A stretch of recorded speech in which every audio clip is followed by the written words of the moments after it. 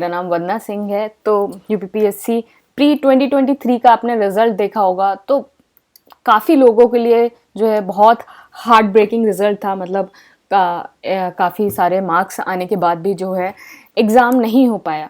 तो देखो, दो तरह के कैटेगरी के लोग थे इसमें। एक ये कि जिन लोगों का जो है कट ऑफ के आसपास जो है अपने मार्क्स थे, या फिर उससे ऊपर भी मार्क्स थे, मतलब कट ऑफ तो किसी को पता नहीं है, लेकिन एक अनुमान जिस हिसाब से मार्केट में लगाया जा रहा है, या फिर उससे भी ज़्यादा मार्क्स थे, और उनका भी जो है क्लियर नहीं हो पाया, उनका भी क्लियर नहीं हो पाया। और दूसरी कैटेगरी वो थी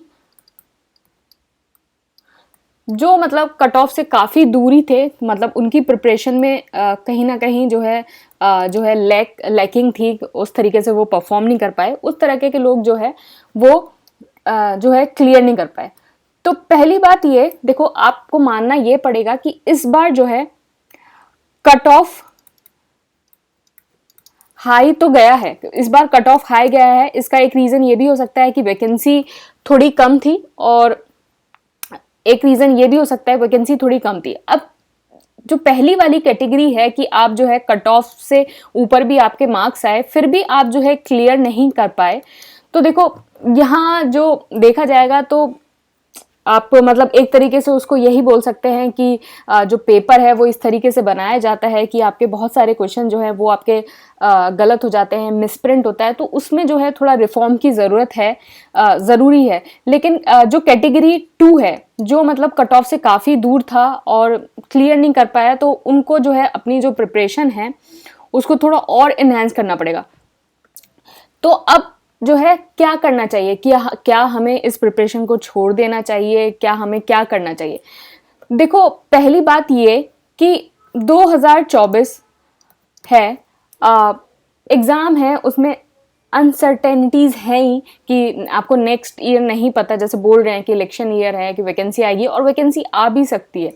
और थिंग इज दैट, मतलब ऐसा ये है नहीं कि इस बार आपका प्रीलिम्स नहीं हुआ तो नेक्स्ट ईयर भी नहीं होगा, ऐसा कहीं कहीं लिखा नहीं है। अगर आपने ये जो टाइम है इसमें अपना अच्छे से दे दिया, आप अपने हर दिन को जो है यूटिलाइज करा, पूरे एक साल आपने प्री और मेंस दोनों की तैयारी करी अच्छे से, बिल्कुल, तो आपका जो है प्री भी निकलेगा और मेंस भी निकलेगा। लेकिन ये नहीं कि आपको जो है पेपर से 2 महीने पहले आप जाग रहे हैं और फिर उसके बाद तैयारी कर रहे हैं, तो वहां थोड़ी चीजें मुश्किल हो जाती हैं। पहला कि आपको राइट स्ट्रैटेजी आपकी क्या होनी चाहिए, राइट स्ट्रैटेजी क्या होनी चाहिए, बुक लिस्ट क्या होनी चाहिए, राइट बुक लिस्ट क्या होनी चाहिए। कंपटीशन थोड़ा टफ हो गया है, तो इस तरीके से अपने आप को मोल्ड करना पड़ेगा। ये सब चीजें आपको करनी पड़ेंगी, तभी जो है चीजें सही हो पाएंगी और तभी जो है सिलेक्शन हो पाएगा। दूसरी बात कि देखो, पेपर आपका जो है, आप इस डाउट में बिल्कुल ना रहें कि इस बार नहीं निकला तो अगली बार नहीं निकलेगा। तो बहुत सारे लोग हैं कि जो 3-3 4-4 अटेम्प्ट में उनका प्रीलिम्स भी नहीं हो पाता है, फिर उसके बाद जो है प्रीलिम्स, मेंस, इंटरव्यू और फाइनल लिस्ट में उनका नाम होता है। लेकिन जिस तरीके से अनसर्टेनिटीज पेपर की देखी जा रही है, तो आप जो है एक सेकंड ऑप्शन भी साथ में लेके चलिए। जैसे अभी आरओ का एक पेपर आने वाला है, आप उसको दे सकते हैं। अदर एग्जाम जो हैं, जो यूपीपीएससी के पैटर्न पे होते हैं, जिसमें आपको थोड़ा बहुत कुछ पढ़ना पड़ता है, तो उस हिसाब से आप वो सारे एग्जाम्स भी दे सकते हैं। तो ये सारी चीज़ें, आप कोई डिग्री ले सकते हैं, जैसे अगर आप एलएलबी कर लें और कोई और मास्टर्स की कोई इस टाइप से डिग्री ले लें। कुछ लोग जो हैं बीएड कर लें। तो इन सारी चीज़ों में क्या होता है कि जो स्पेशलाइजेशन पोस्ट होती हैं यूपीपीएससी की, आप उसमें भी एलिजिबल हो जाते हो। तो ये सारी चीज़ें हैं। देखो, एग्ज़ाम को क्विट करना जो है वो एक ऑप्शन नहीं है। अगर आप यहाँ तक आए हो, तो अगर आप जो है कुछ बैकअप प्लान को साथ में रख के जो है आप एग्ज़ाम के लिए तैयारी करो। ऐसा नहीं है कि इस बार आपका प्रीलिम्स नहीं हुआ तो आगे कभी नहीं होगा। हर मतलब पहली बार आपके बहुत सारे लोग हैं कि प्रीलिम्स भी निकालते हैं, मेंस भी, और इंटरव्यू लोगों का होता है। तो ये सारी चीज़ें मत देखें। लेकिन इस तरीके से, जिस तरीके से आपका पैटर्न चेंज हो रहा है, कट ऑफ हाई जा रहा है, देखो अब बात ये है कि डिलीट और जो मतलब सुनने में ये आ रहा है कि 10 डिलीट हुए हैं, 2 चेंज हुए हैं, जो ये सारी चीज़ें हैं, तो इन सारी चीज़ों को चेंज हम नहीं कर सकते, मतलब हमारे हाथ में नहीं है। मतलब हम जो है इन सारी चीज़ों को, जैसे आप रिफॉर्म की बात करें, कोर्ट में जाने की बात करें, तो इसमें ये नहीं पता कि हमें यहाँ जाने के बाद सक्सेस मिलेगी नहीं मिलेगी। तो ये सारी चीज़ें हमारे हाथ में नहीं है। हार्ड वर्क जो है हमारे हाथ में है। पेपर का कट ऑफ ज़्यादा था, और कोई ज़रूरी नहीं है 2024 में भी ये कट ऑफ जो है ज़्यादा हो। आप ये देखिए, फॉर एग्जांपल आप देखिए 2018 में बहुत ज़्यादा कट ऑफ था, नेगेटिव मार्किंग भी थी 2018 में। कुछ लोग बोलेंगे कि नेगेटिव मार्किंग नहीं थी, 2018 का आप पेपर उठा के देख लेना, उसका पहला पन्ना पढ़ लेना, 2018 में नेगेटिव मार्किंग थी। 2000 कट, अब बोलेंगे कि 2000 कट ऑफ पेपर आसान था, तो आसान भी था ऐसे तो 2000 मतलब 19 का भी पेपर इतना कुछ ज़्यादा मुश्किल नहीं था, लेकिन यहाँ कट ऑफ बहुत हाई चली गई थी। लेकिन उसके बाद देखिए 2019, 20, 21, 22, इन चारों साल जो है कट ऑफ बहुत कम रही है।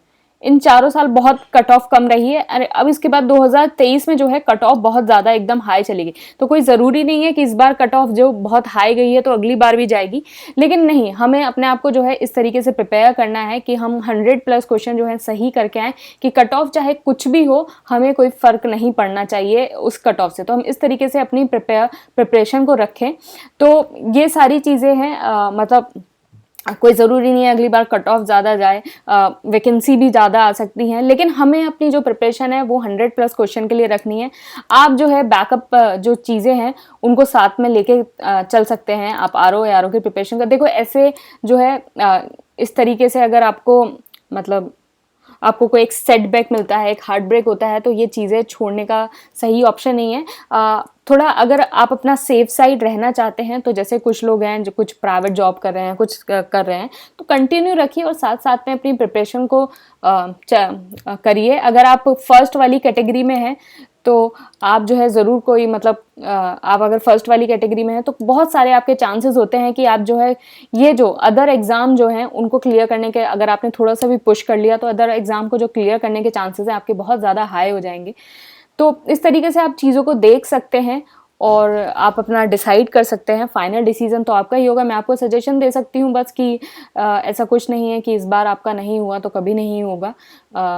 अनसर्टेनिटीज़ पेपर में होती हैं। 2018 में इतना कट ऑफ हाई गया था, तो ज़रूरी नहीं है हर साल कट ऑफ इतना ज़्यादा जाए, लेकिन हमें अपने आप को उस अनसर्टेनिटी के लिए जो है हमें अपने आप को जो है प्रिपेयर करके रखना पड़ेगा हमेशा, कि कट ऑफ चाहे कितना भी चला जाए, कैसे भी चला जाए, सीट कितनी कम हो जाए, हम हमेशा जो है सेफ साइड में रहें। तो ये सारी चीज़ों को देखते हुए आप अपने आप को प्रिपरेशन को रखना है। तो एक तरह से ये थोड़ा शॉक भी था क्योंकि पेपर भी थोड़ा टफ आया था, और इस हिसाब से जो है इतनी ज़्यादा कट ऑफ चला जाना तो एक थोड़ा शॉकिंग तो था ही, कि मतलब एक्सपेक्टेशन ये थी कि 116 117 के अराउंड जो है कट ऑफ चला जाए, ये एक्सपेक्टेशन थी। अब देखो 2022 का कट ऑफ आपके सामने नहीं है, तो 2023 का तो पता नहीं कब ही आएगा। तो ये सारी चीज़ें हैं। आरटीआई से आप कट ऑफ ये सब निकलवा के आप चीज़ों को देख सकते हैं, तो आपको एक आइडिया लगेगा। लेकिन जो है मेरा मानना यह है कि आप अपनी प्रिपरेशन को कंटिन्यू रखिए। आपने इतना टाइम दिया है, लेकिन साथ में आप कुछ बैकअप प्लान भी लेके चलिए। आप आर ओ का जो तैयारी है आप उसको करिए। आर ओ के लिए जो बुक्स लिस्ट हैं वो जो सारी मैंने आपको जो बताई हैं, प्रीलिम्स के लिए ऑलमोस्ट सारी सेम ही बुक लिस्ट है। हिंदी के लिए आप जो है कहीं से देख लीजिएगा, या फिर अगर आप मुझे पर्सनल मैसेज करके आप मुझसे पूछ सकते हैं हिंदी के लिए। लेकिन बहुत सारी वीडियोस बनी होंगी आर ओ के जो प्रिपरेशन करा रहे होंगे, तो वहाँ से आप हिंदी के लिए देख लेना। और ये सारी चीज़ों को आप करिए और चीज़ें बहुत स्मूथली होंगी। बाकी जो है आप ये इंटीग्रेटेड कोर्स है, प्रीलिम्स कोर्स है, तो आप इसको देख सकते हैं। तो डिसिप्लिन जो है मेंटेन करके रखना पड़ेगा। डिसिप्लिन, रोज़ आपको पढ़ाई करनी पड़ेगी, रोज़ डिसिप्लिन मेंटेन करके रखना होगा, तभी जो है सारी चीज़ें क्लियर हो पाएंगी। ऐसा नहीं कि पेपर से 2 महीने पहले आंख खुल रही है और फिर उसके बाद तैयारी कर रहे हैं।